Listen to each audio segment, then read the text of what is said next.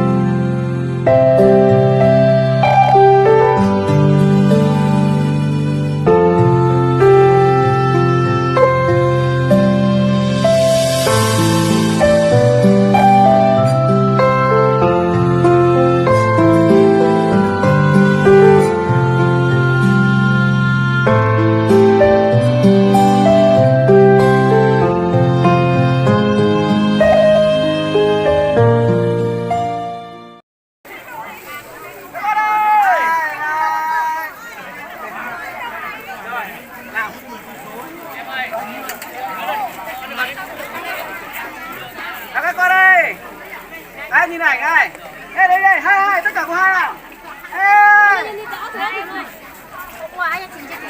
đứng ở giữa này thôi đấy, đấy chả, đại học, lại mất chiếc bản kia rồi, nào,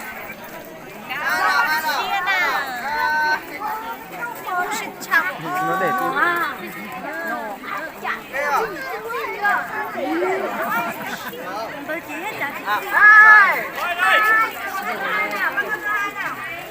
cho anh cái, đây là chụp chưa? Cái tờ đính cười không thế? Dài, hoa chụp cho anh. chào chị.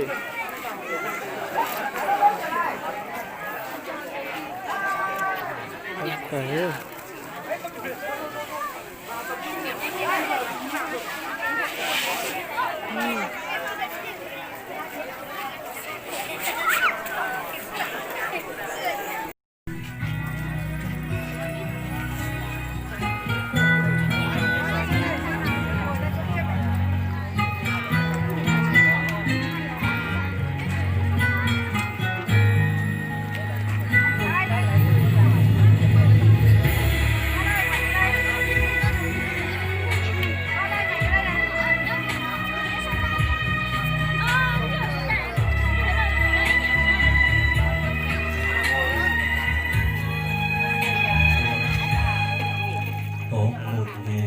bụi phấn bám đầy cây, ta vẫn gọi là nghề cao quý nhất.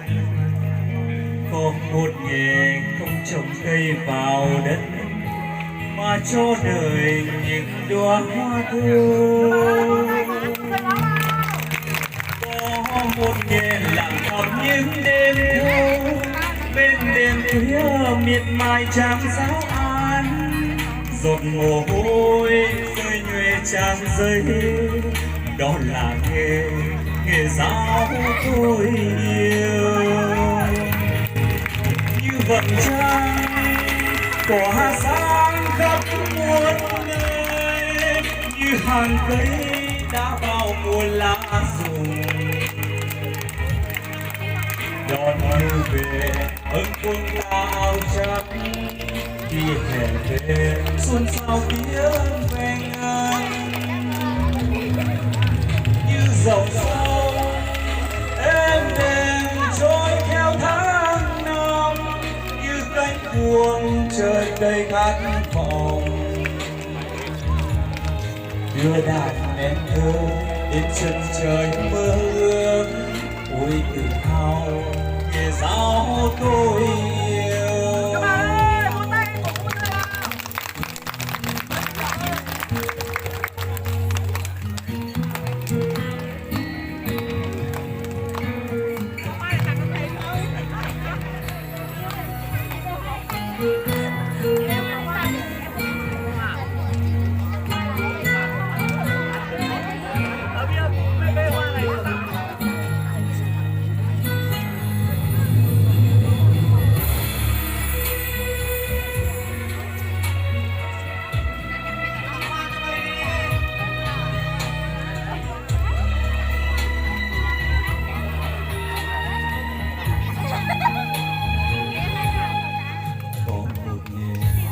hồi vẫn bám đầy tay, áo vẫn gọi là người cao quý nhất. Có một nghề không trồng cây vào đất, mà cho đời những đóa hoa thơm. Có một nghề lặng thầm những đêm thơ, bên đền khuya miệt mài trang giáo án. Giọt mồ hôi rơi nhuệ trang giấy, đó là nghề giáo tôi yêu. Như vầng trăng tỏa sáng khắp muôn nơi, như hàng cây đã vào mùa lá rụng. Đón thu về vẫn quân ta áo trắng, khi hè về xôn xao tiếng về ngân. Như dòng sông êm đềm trôi theo tháng năm, như cánh buồm chờ đầy khát vọng. Đưa đàn em thơ đến chân trời mơ ước, ôi tự hào nghề giáo cô yêu. Đưa đàn em thơ đến chân trời mơ ước, ôi tự hào nghề giáo